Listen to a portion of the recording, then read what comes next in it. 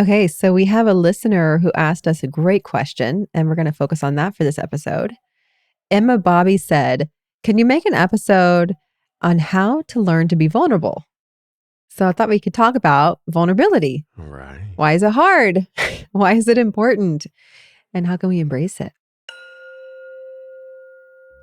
What's up, y'all? I'm Ofosu Jones-Corte. And I'm Leah Santa Cruz. And we are the meditation coaches on the Balance app. And this is our weekly show, Well Balanced, where we explore ways to live a healthier and happier life. So, Leah, I take it that you must have some experience with vulnerability. And I mean, I can't see how, you can be a meditation teacher and a mom and all the different hats you wear without having to bump up against your vulnerability from time to time. So I do. Actually, you know how I've shared with you that I used to be pretty, I don't know if shy is the right word, but I was more that person who wouldn't raise my hand in a group or get on the stage or ask a question because I was just so self-conscious of people looking at me, and I was terrified to speak in front of people. Yeah. I think there was a fear of being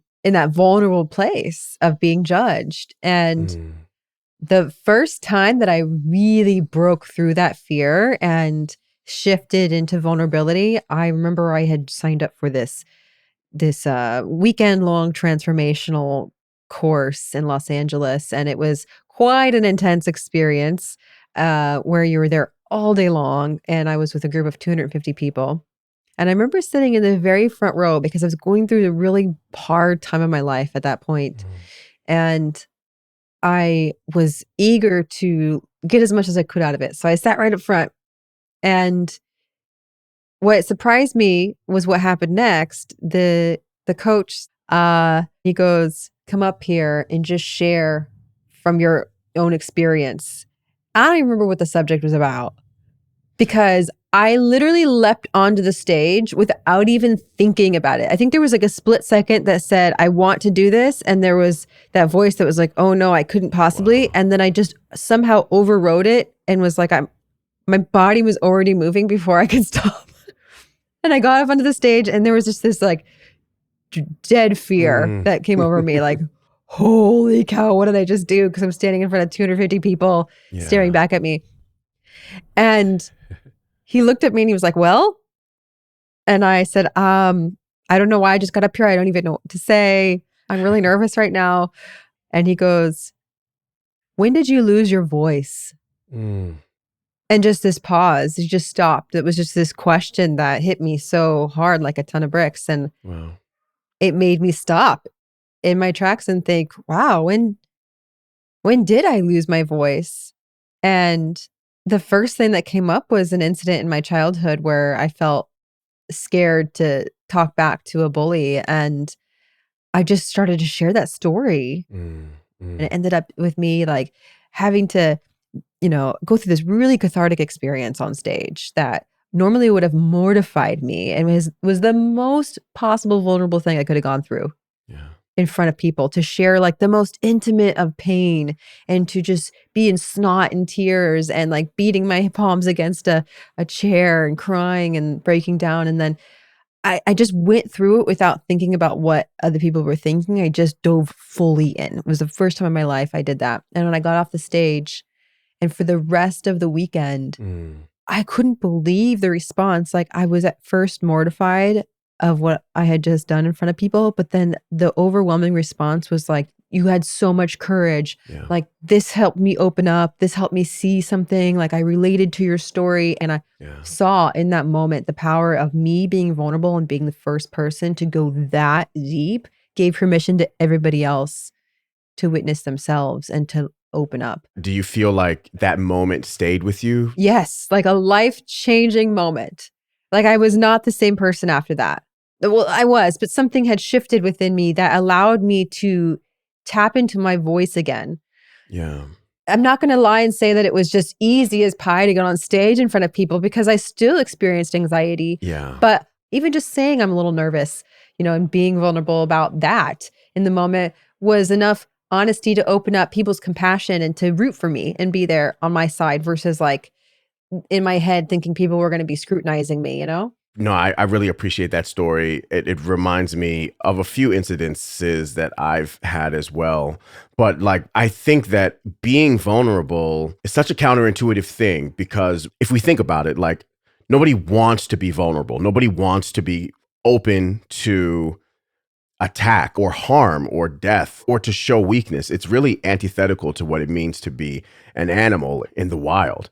But, you know, amongst our human Species. species, yeah, it's really an expression of our true situation that we all need one another, and Yeah. that by just expressing what's going on inside of us, we give everybody else permission to do that too. And when everybody is just being honest about how it is, then we're actually not in more danger. We're more safe. Mm.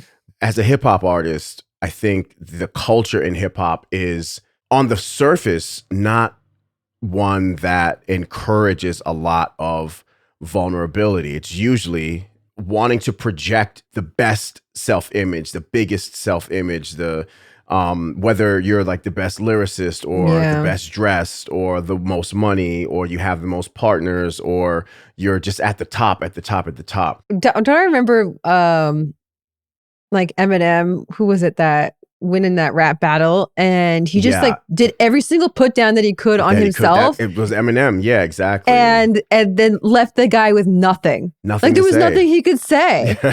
It was just That's like, actually an amazing example. It's like, yeah, here's everything. I'm just gonna bear it all out. I bet you know, and then and there was nothing more powerful than that. he was completely safe. You know, Yeah. and I wish I would have known that earlier in my career, that I didn't have to create this persona of invulnerability, because people can't really relate to that. People can be entertained by that, but I don't think people can really relate to a completely invulnerable person, you know? And No. so it was very scary for me to talk about my mental health issues or, you know, struggles that I had in my personal life, in my music. And I think it's also like kind of culturally taboo as like an African kid. You know, we don't really talk about those type of things. So I don't know what made me take that leap as well, but I sensed you jumping on that stage. Some part of you was like at the end of Mm-hmm. holding back, you know, and then was Yeah. like, it's just time, you know, and for me, that was sort of the same sort of thing. It's like, I'm at the end of pretending, you know, it's just time to be honest. And I feel like I've made so much more of an impact with my music since I've just been telling the truth about like what's been going on with me. Yeah.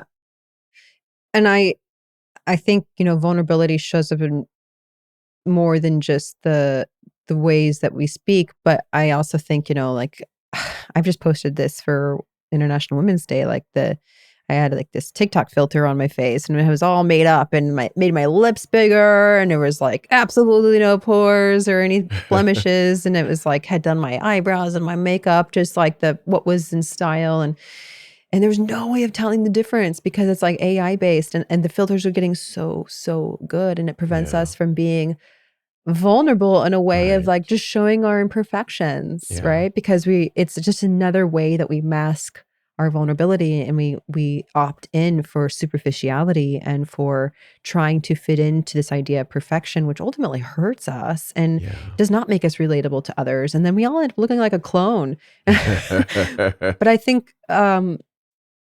getting out like just in front of people, even, you know, it doesn't have to be on a stage. Like, what are Yeah. your actual struggles that you go through, you know? And it doesn't have Yeah. to come out in this way that is so weak, like, help me, my life's in chaos. It could be, but it could also be like starting those conversations that we all need to have. And I think that's why vulnerability is so Yeah. powerful because we start getting real. It gives other people permission to be real. And I whenever I come into a new situation, I habitually am guarded or armored. You know, even if it's with people that like I know very well, for whatever reason, it just takes a while for the ice to melt. But I know that about myself, and I just give myself the Mm. time. And I think in the past, I might have just kept that guard up indefinitely. And Mm. it comes from times in the past where it wasn't safe for me to put my guard Yeah. down, around people. Like I'd get made fun of, or I'd get bullied, or I was physically unsafe, or my ideas were like ridiculed. So I think the benefit of like practices of self-compassion and meditation and just being aware of how your mind works, what your unpacking your history, then you can give yourself space to settle in to a place of vulnerability when you're ready. And I think it's important for folks to know that if you don't feel comfortable being vulnerable, there's definitely reasons in our biological human history for that. And there's also reasons in our personal lives for that. And it can take some healing work, and some compassionate attention Mm. to even arrive at the possibility of being vulnerable. Yeah, I agree. And I think so much of it is also a journey of us building our self-esteem and our self-worth. To see our self-worth is actually that we inherently Mm, have value for being here and for being a yeah, unique expression of this creation, of this life. yeah, And something you spoke about earlier really hit home to me is like being vulnerable does not mean dropping all discernment yeah, and putting yourself in harm's way. yeah, Like, truly, if you are surrounded by people who are verbally abusive, physically abusive, or yeah, you are, could be in danger, like you tap into your intuition with that and use the discernment to not put yourself in a position where you are, with a personality who's going to use your vulnerability against you. sure, absolutely. Outside of those experiences, that generally people will respond positively to us. And I've even had that happen when I worked in corporate environments where I had conversations one-on-ones with my boss, and Right. she was actually pretty floored. She said to me one day, "You're the most self-aware person I've ever met." And one time I remember I said to her, I'm feeling disconnected from the other women in our team, and it's making me feel a little insecure that I didn't get invited to some of these things. And, it makes me kind Yeah, of want to go off into my corner. And if it seems like I'm quiet or that I'm not participating as a team, it's because I'm experiencing this right now. And I'd like to work through it with you." And she was just so yeah. appreciative of having that inside information versus having to try to read through the lines, because we're not fooling anybody. No, well, that's the other thing. We all know that all of us are we're putting on a brave face to save face, but like it's not our real face. Mm. There's a somewhat controversial teacher, Chogyam Trungpa Rinpoche, says that we come to life with a wounded heart, and all of us are brokenhearted. We are all wounded, but we don't want anybody to see that we're wounded. So we armor ourselves with any number of ways to appear invulnerable. But the only Mm. way to really be in deep relationship with life and with others is to drop that armor. Yeah. Yeah, I think it's, beautiful, like, what, um, some of my inspirations, Kathleen and Gay Hendricks, I talk about them a lot, but they speak of it like speaking the micro truth, Mm, and the micro truth in the moment might just be about, as I'm standing here with you, I'm feeling just as an example, yeah, feeling really tight in my chest, yeah, and, there's this pit in my stomach, and, I recognize when you said that thing, I mm, just got that familiar feeling, and I'm feeling really sad right now. yeah, I think, and recognizing what we need, like Marshall Rosenberg talked about nonviolent communication. What do you need? "Oh, I really need to have a hug. I need some yeah, kind words right now." And to make a request for it, to make a respectful yeah, request to people for what it is that we need. And so being vulnerable sometimes can look like that yeah. whole cycle of like just expressing what it's like to be with someone and to be receiving the words that they're saying, and how it impacts and how it lands, and then making requests for what we need. I think that's a really good blueprint for anybody who might be finding it hard to engage with vulnerability in a moment when they Yeah. know it would be helpful. You can talk about just what's happening in your body in the present moment, you know. Yeah. And you can just use your own language to express how you're doing physically and see where that takes you, you know, being able to connect with what's happening in your body and expressing whatever your needs are in any given moment. Because to make a request is a lot more vulnerable than to make a For demand. sure. When we demand things from other people, it's like we're again putting that armor Yeah. on. But when we make a request, like, could you offer me some words Yeah. of encouragement, or could I have a Yeah. hug? To request that from people is such a vulnerable thing too, and it's such a powerful thing because we really see that we can get what it is that we Yeah. need, and it's not that Yeah. hard. One thing that I know being vulnerable yourself can open you up to is compassion for others. Because when you know that you have a tender heart and that you have needs that you want to be met, and you know that everybody is trying to do the same thing, you know, and so it can really increase your capacity to be compassionate to others, even others who have their armor all the way on, because you know that underneath that armor is a tender heart just like yours. Well, maybe if you're listening to this, to give it a try, you know, this week, when you notice that something comes up for you or there's a little turbulence, then to practice that micro truth of recognize what you're feeling, express what you're feeling Yeah. physically or emotionally, and then ask yourself, what do I need? And then express that need in a respectful Yeah. request and a powerful request, and see what happens for you. See the power in that vulnerability. A lot of us have moments where we have been vulnerable and taken that leap, and we might not acknowledge that we have that capacity. So maybe take some time and just go through moments in your life where you have been vulnerable and still stepped forward or expressed your needs, or, you know, really put yourself out there, and remember that you survived and that it's okay to do it, and it's okay to bring yourself to that place again. So Thanks for this convo, yeah, Sue. thank you, It was Leah, lovely as always. And thank you for listening and joining us today. Yeah. Also, if you have an idea for an episode like Emma did for today's, please let us know about it. We love hearing from you. And you can go to our website and leave us a voice message even. We've got a link in the show notes. And we'll be back next week for another conversation. So until then, don't forget to be kind to yourself, and we'll see you soon. Have a great week. Ciao. Peace. When I think about vulnerability, a lot of times my mind shoots back to the first time I jumped off a high dive at a swimming pool. And I was like, I don't know, somewhere between 6 and 8. You know, when you get up to that high level and you look down, something in your body is just like, don't do this. You know, you're going to die. Your heart just leaps Oh into my your throat. gosh.